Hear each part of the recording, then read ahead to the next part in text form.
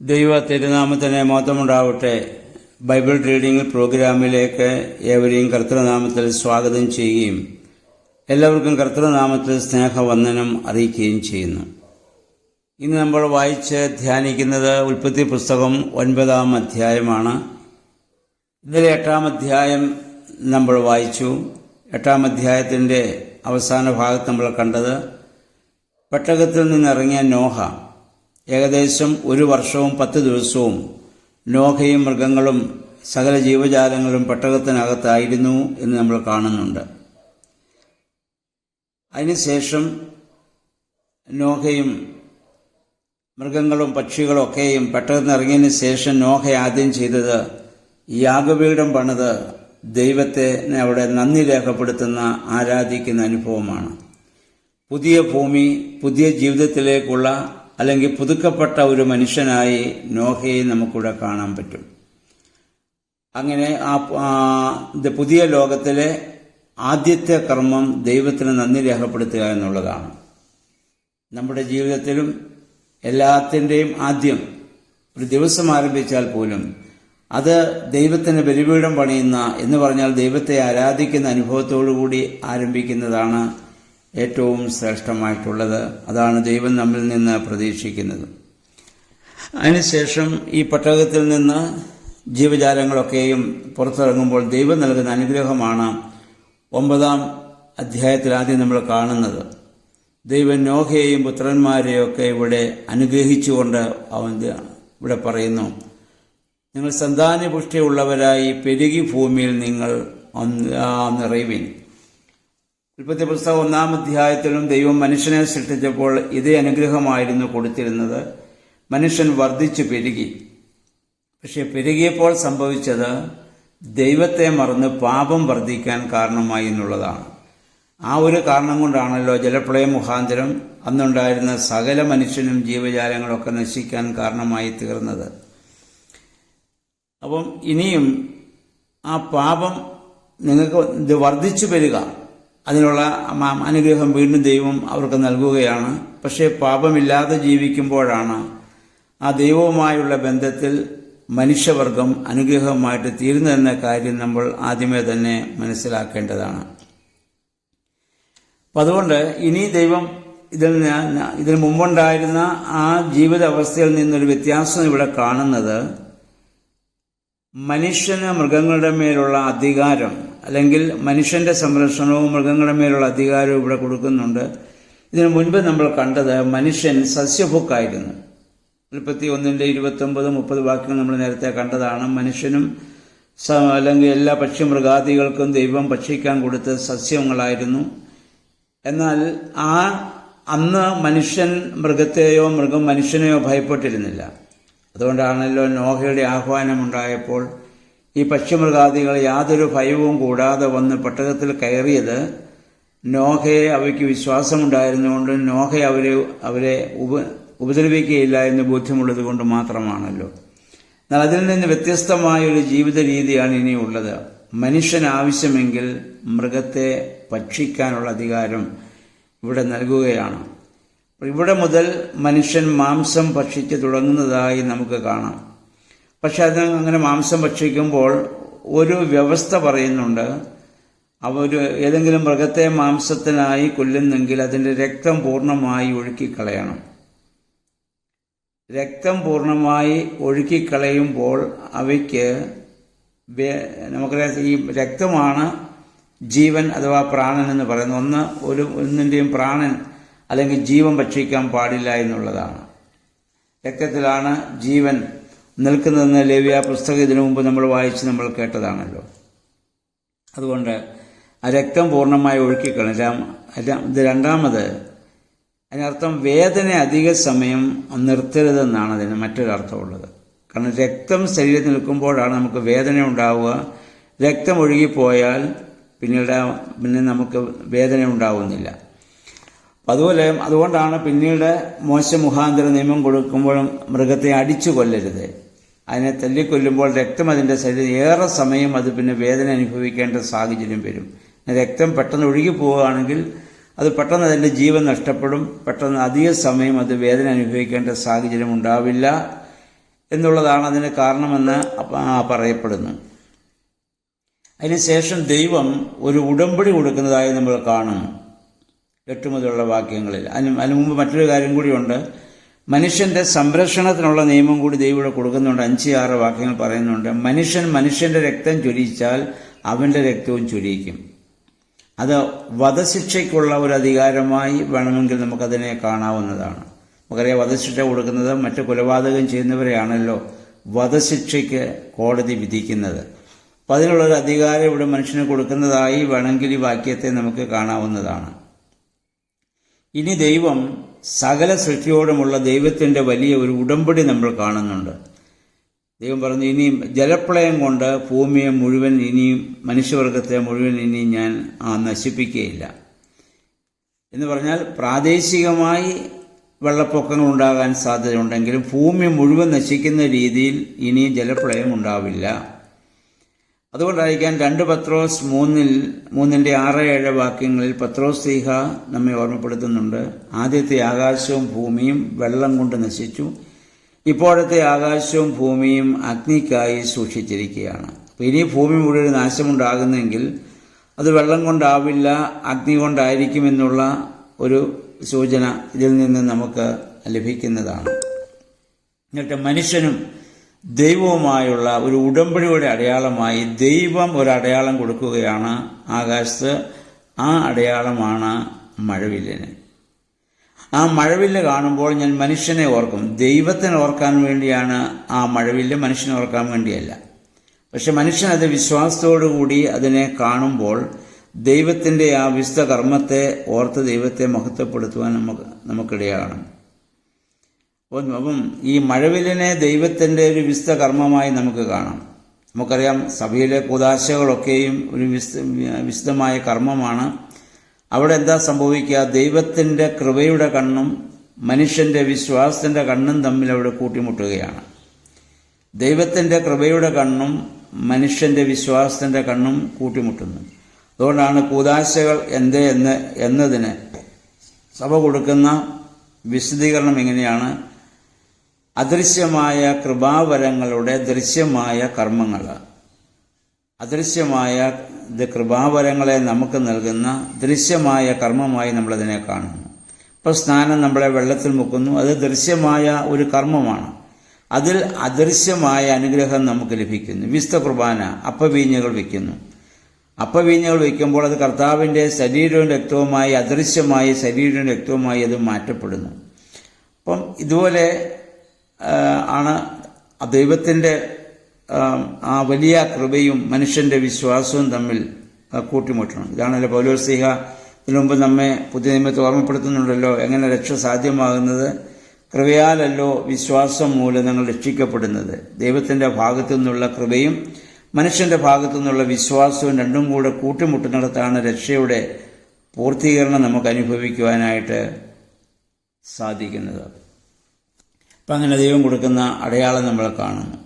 ഇനി അതിൻ്റെ 18 മുതലുള്ള വാക്യങ്ങളിൽ നമ്മളിവിടെ കാണുന്നത് നോഹയുടെ പുത്രന്മാരും നോഹയ്ക്ക് സംഭവിച്ചൊരു കാര്യമാണ്.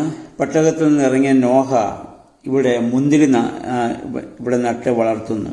ഒരുപക്ഷെ നോഹ പെട്ടകത്തിൽ പ്രവേശിക്കുന്നതിന് മുൻപും അദ്ദേഹം ഒരു കൃഷിക്കാരനായിരിക്കാം. അതുകൊണ്ടാണല്ലോ ആ ഒരു ഇതിൽ നിന്നായിരിക്കണം പുതിയ ഭൂമിയിലും അദ്ദേഹം ഒരു മുന്തിരി നടുന്നു. ആ മുന്തിരിയുടെ ഫലം അദ്ദേഹം അനുഭവിക്കുന്നു. പക്ഷേ അമിതമായി ആ ഫലം അനുഭവിച്ചതിൻ്റെ ഫലമായി അദ്ദേഹം ബോധരഹിതനായി തൻ്റെ കൂടാരത്തിൽ കിടക്കുന്നു. അദ്ദേഹം അറിയാതെ അദ്ദേഹത്തിൻ്റെ വസ്ത്രം നീങ്ങി നഗ്നത വെളിപ്പെട്ടു. ഈ സമയത്താണ് നോഹയുടെ 3 പുത്രന്മാർ ശേം, ഹാം, യാഫേത്ത്. അതിൽ ഹാം അകത്തു വരികയും അപ്പൻ്റെ നഗ്നത കാണുകയും, എന്നാൽ ആ നഗ്നത മറയ്ക്കുവാൻ അദ്ദേഹം ശ്രമിക്കാതെ ചെന്ന് മറ്റ് സഹോദരന്മാരോട് അത് വെളിപ്പെടുത്തുകയും അവർ ഒരു വസ്ത്രവുമായി പുറകോട്ട് നടന്നു വന്ന് അപ്പൻ്റെ നഗ്നത മറയ്ക്കുകയും ചെയ്യുന്നു. നോഹ ഉണർന്നപ്പോൾ ഈ സംഭവം അറിഞ്ഞു. അദ്ദേഹം അവിടെ കനാനെ ആണ് അവിടെ ശപിക്കുന്ന. ഹാമിൻ്റെ മകനാണ് കനാൻ. കനാന്യര് എന്തുകൊണ്ട് ശപിക്കപ്പെട്ടു എന്നതിൻ്റെ ഒരു സൂചനയായി ഇസ്രായേൽ ജനം ഈ സംഭവം പറയുന്നതായി നമുക്ക് ഒരുപക്ഷെ കാണാൻ സാധിച്ചേക്കും.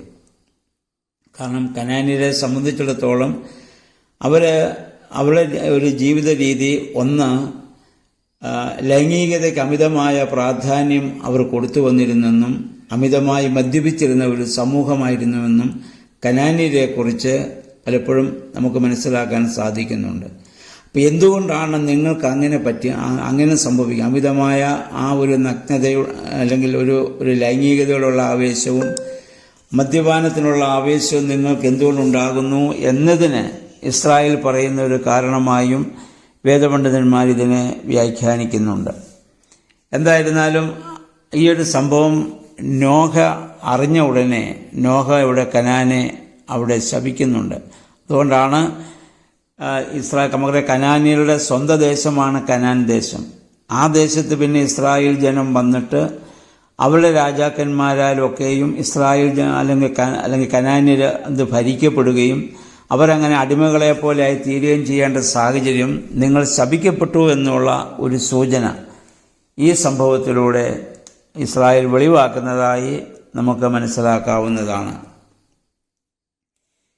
ഇനി നമ്മൾ മനസ്സിലാക്കേണ്ടത്, ഇവിടെ നമ്മളും ഈ വേദഭാഗം വായിക്കുമ്പോൾ നമ്മൾ മനസ്സിലാക്കണം, നഗ്നത എന്നുള്ളത് മറ്റുള്ളവരുടെ കുറവുകളാണ്. ആ കുറവുകൾ നമ്മൾ വെളിവാക്കുമ്പോൾ നമ്മളും ശപിക്കപ്പെട്ടവരായി മാറുകയാണ്. അതുകൊണ്ട് സ്നേഹമുണ്ടെങ്കിൽ നമുക്കൊരിക്കലും അങ്ങനെ ചെയ്യാൻ സാധിക്കുകയില്ല. 1 പത്രോസ് 4:8 പത്രോസ് ശ്ലീഹ പറയുന്നു, ഗാഢമായ പരസ്പര സ്നേഹമുണ്ടായിരിക്കട്ടെ, കാരണം സ്നേഹം നിരവധി പാപങ്ങളെ മറയ്ക്കുന്നു.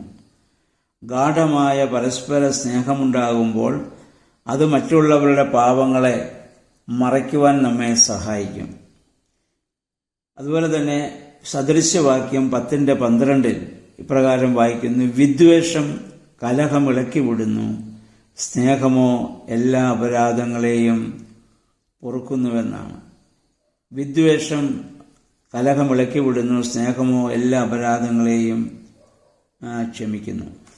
ഇവിടെ നമ്മൾ പലപ്പോഴും സംഭവിക്കുന്നത് മറ്റുള്ളവരുടെ കുറ്റം, മറ്റുള്ളവരുടെ കുറവുകൾ, നമ്മൾ വേറെ പല ആളുകളോട് നമ്മൾ സംസാരിക്കുമ്പോൾ എന്ന് പറഞ്ഞാൽ പരദൂഷണം, അത് വാസ്തവത്തിൽ വലിയ ഒരു പാപം തന്നെയാണ്. ഇവിടെ മറ്റുള്ളവരുടെ ആ നഗ്നത എന്ന് പറഞ്ഞ അവരുടെ കുറവുകളെ സമൂഹത്തിന്റെ മുൻപാകെ നമ്മൾ വെളിപ്പെടുത്തുമ്പോൾ നമ്മൾ അവരെ കൊല്ലുന്നതിന് തുല്യമാണ്, അവരുടെ രക്തം ഭൂമിയിൽ വീഴ്ത്തുന്നതിന് തുല്യമാണെന്ന് ഇതിനു മുമ്പ് ഉൽപ്പത്തി പുസ്തകം 4-ാം അധ്യായം വായിച്ചപ്പോൾ നമ്മളത് ചിന്തിച്ചതാണ്. അപ്പം നമ്മുടെ വാക്കുകളെ നമ്മൾ വളരെയേറെ സൂക്ഷിക്കേണ്ടതാണ്, നമ്മൾ ശ്രദ്ധിക്കേണ്ടതാണ്. ഹൈന്ദവരുടെ ഇടയിലെ ഏറ്റവും ശ്രേഷ്ഠനായ ഒരു ഗുരുവായിരുന്നു ഗുരു ചൈതന്യയതി. അദ്ദേഹം ഒരിക്കൽ ഇപ്രകാരം പറയുകയുണ്ടായി, ഒരു സംസാരിയും സന്യാസിയും തമ്മിലുള്ള വ്യത്യാസം. ഒരു സംസാരിയായ മനുഷ്യൻ മറ്റൊരു മനുഷ്യനിൽ 99 നന്മകളും ഒരു തിന്മയും കണ്ടാൽ, സംസാരിയായ മനുഷ്യൻ ആ 99 നന്മകളെക്കുറിച്ച് ഒന്നും പറയാതെ ആ തിന്മ പറഞ്ഞു നടക്കും. അങ്ങനെ തിന്മ പറഞ്ഞു നടക്കുമ്പോൾ എന്താ സംഭവിക്കുക?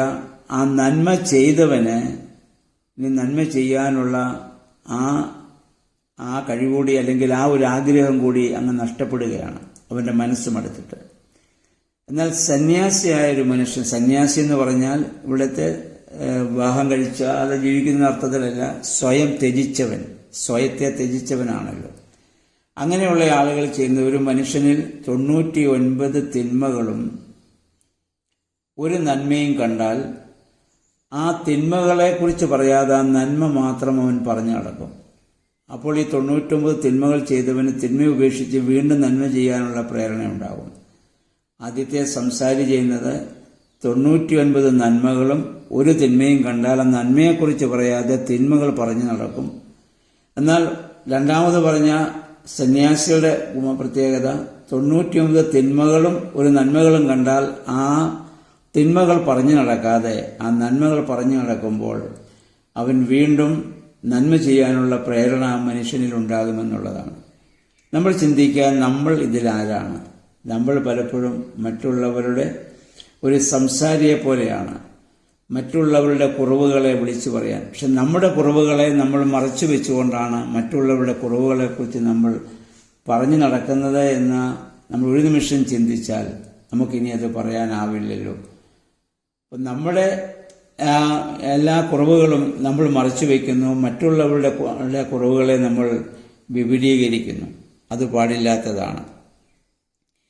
ഇനി അതിൻ്റെ ഈ ഹാമിദ് കണ്ടതിൻ്റെ പരിണിത ഫലം അവനും അവൻ്റെ സന്തതികളൊക്കെയും ശപിക്കപ്പെടുകയും അതുപോലെ തന്നെ മറ്റ് സഹോദരന്മാർക്ക് അവൻ അടിമയായിത്തീരുന്ന ഒരു സാഹചര്യം അവിടെ ഉണ്ടാവുകയും ചെയ്യുന്നു.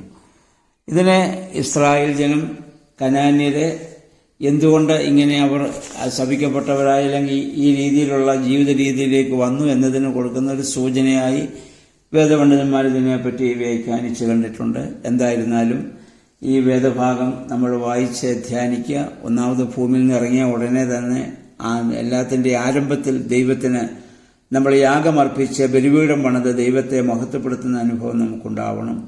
2, വർദ്ധിച്ചു പെരുകുവാനുള്ള ദൈവത്തിൻ്റെ അനുഗ്രഹം, ആ ലൈംഗികമായ കഴിവിനെ പ്രാർത്ഥനാപൂർവം ദൈവവുമായുള്ള ബന്ധത്തിൽ സൃഷ്ടികർമ്മം നടത്തുവാൻ നമുക്ക് സാധിക്കേണ്ടതാണ്.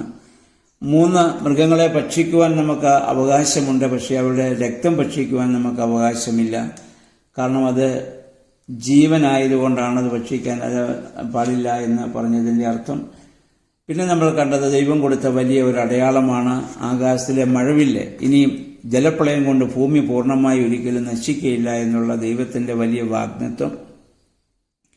അവസാനം നമ്മൾ കണ്ടത് നോഹയ്ക്ക് പറ്റിയ ആ അമിതമായ മദ്യപാനത്തിലൂടെ നോഹയ്ക്ക് പറ്റിയതായ ഒരു അബദ്ധം നമുക്കിവിടെ മനസ്സിലാക്കാൻ സാധിക്കുന്നുണ്ട്. അപ്പോൾ ഇപ്പോഴും നമുക്കറിയാമല്ലോ, പലരും അമിതമായി മദ്യപിക്കുന്നതിൻ്റെ പരിണതഫലമായി ഓരോ ജീവിതത്തിലും സംഭവിക്കുന്ന നമ്മൾ കാണുന്നുണ്ട്. അപ്രകാരം സംഭവിക്കാതിരിക്കട്ടെ.